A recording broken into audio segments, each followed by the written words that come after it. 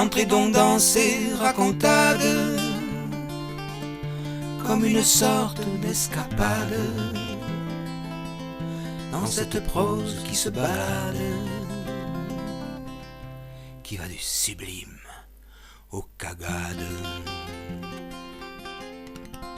La vie, quoi.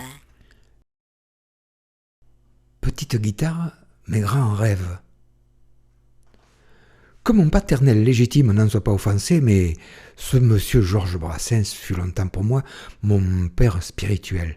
Non pas que papa eût pas d'esprit, oh là là, ça non, mais Georges avait une corde en plus, ou plutôt 6, une guitare. Il était faiseur de chansons, mon rêve secret. Comme tout le monde, j'ai découvert cette moustache à pipe par la voix des ondes. Comme tout le monde, j'ai aussitôt eu cette impression extraordinaire qu'il ne s'adressait qu'à moi en chantant.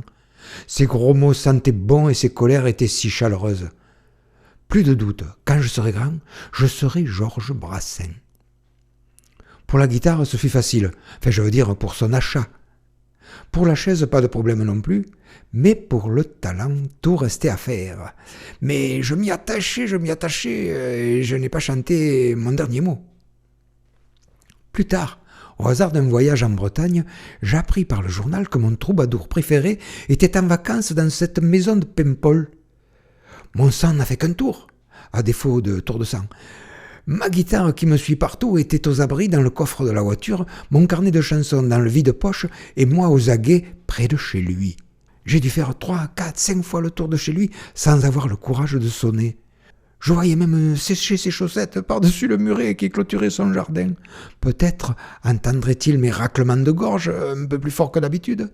Je priais le bon Dieu, bien qu'avec ce Brassens-là, je ne suis pas sûr que ce fût la bonne solution, afin qu'une rencontre accidentelle se provoque. Du genre, il ouvre brusquement sa porte, par hasard, je suis derrière, par hasard, j'ai la guitare en bandoulière, et par hasard, j'ai mon carnet de chansons qui dépasse de la poche. Par hasard, il me le dit, mais il n'y a pas eu de hasard. Ce jour-là, Madame Providence était bien mal lunée. Peut-être a-t-il mieux valu. Peut-être cet ours l'aurait-il été lui aussi. Quoiqu'entre ours, on aurait pu s'entendre. Peut-être aurait-il écouté mes chansonnettes, on ne sait pas. Peut-être aurait-il été sensible au fait que mes ancêtres sont du même pays que son ami Jean-Pierre Chabrol, de Malbosque, juste à côté de Chamborigot. Enfin, je n'aurais même pas eu l'occasion d'être déçu. Et c'est peut-être un peu ce que je voulais, je sais pas, je sais plus. Mais surtout ne pas être déçu pour avoir toujours ce père spirituel que dans mes pensées. Ce lapin du destin, cette non-rencontre, un peu comme sa non-demande en mariage, me laisse dans le cœur quand même comme une petite égratignure qui a du mal à se refermer.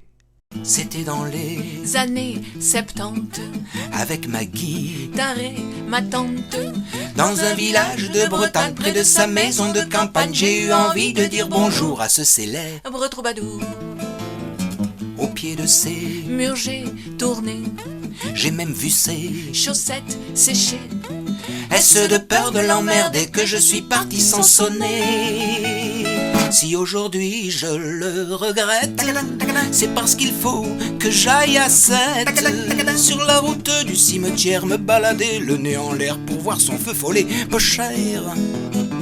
Allumer une pipe en terre, évidemment, c'est 3 fois rien de passer à côté de quelqu'un. Mais nom de Dieu, qu'est-ce qu'elle dure, cette petite égratignure.